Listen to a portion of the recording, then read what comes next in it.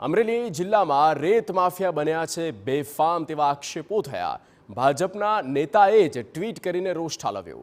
અમરેલીમાં રેતી ચોરીની સામાન્ય લોકોને પણ ખબર છે। ડોક્ટર ભરત કાનાબારનું કહેવું છે ખાણ ખનીજ ખાતાના અધિકારી પોલીસ તંત્ર જ રેતી ચોરીથી અજાણ। અધિકારીઓ અને પોલીસની મિલીભગતથી માફિયા બેફામ હોવાના આક્ષેપો થયા। દારૂની બાબતમાં તો અમરેલીના લોકોએ બોલવાનું જ બંધ કરી દીધું।